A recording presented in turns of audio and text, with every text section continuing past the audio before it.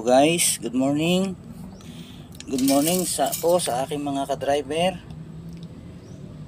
Ito guys, muli andito tayo ngayon sa sasakyan, duty tayo. O paalala ko sa aking mga ka-driver, lalo sa mga baguhan. O yan, nakikita niyo yan. Ito yung gauge. Ang langis. O medyo pababa yung medyo pasubsob ang sasakyan kaya medyo kulang siya. Pero okay lang yan. Pag pantay yung kinalalagyan ng sasakyan, pantay din yan. So hindi masyadong nagbabawas. Ito, pag nag-change oil ako, makalipas ang bali ito 4 to 5 months bago ako dahil hindi naman ito masyadong maano ang biyahe ko. Ayan. Dali, pakita ko sa inyo ha. Yan. 4HF1 ang makina nitong aking ito.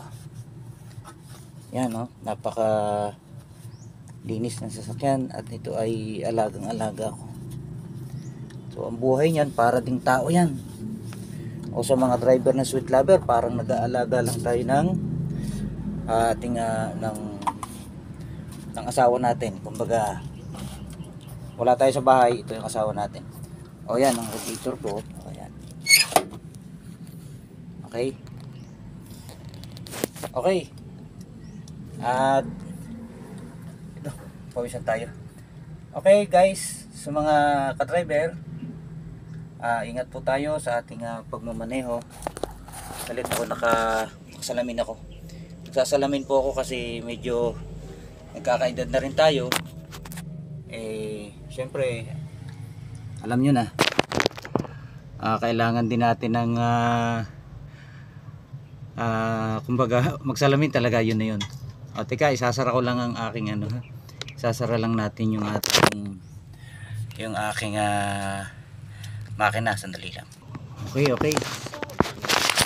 Ito binuksan ko lang yung pintuan sa likod. Okay, sa aking mga ingat po tayo sa ating mga trabaho, saan man tayo, ano man ang ating trabaho.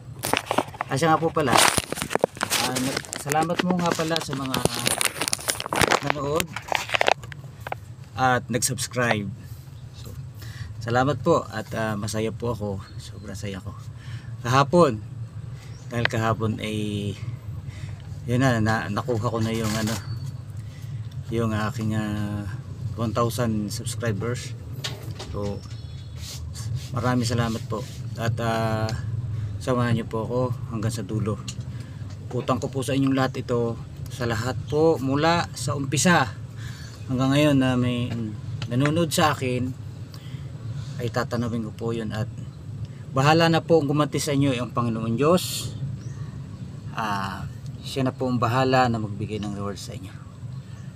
At kung sakali man ako ay dumating dun sa tagumpay, kung kaya ko din lang abutin, bakit ang hindi. So kahapon talaga masaya ako guys. Talagang sa loob ng halos 3 taon na akong nagbablog. Marami man akong gustong i-vlog, pero dahil sa may trabaho po ako, okay, marami ako, napawisan ako.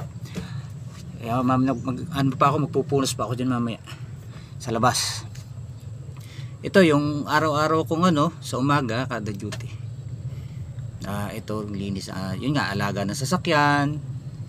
O ganun lang ang buhay. Payo ko o advice ko sa mga ka-driver ko, baguhan man o hindi, o datihan na, huwag natin pababayaan ang hawak nating sasakyan, mga unit natin. Andyan ang buhay, diyan tayo kumukuha ng kinabubuhay natin sa ating pamilya. At saka alam naman natin sa lahat ng driver, anuman ang antas ng ating pamumuhay, huwag nating dadalhin sa labas yung problema, yung mainit ang ulo,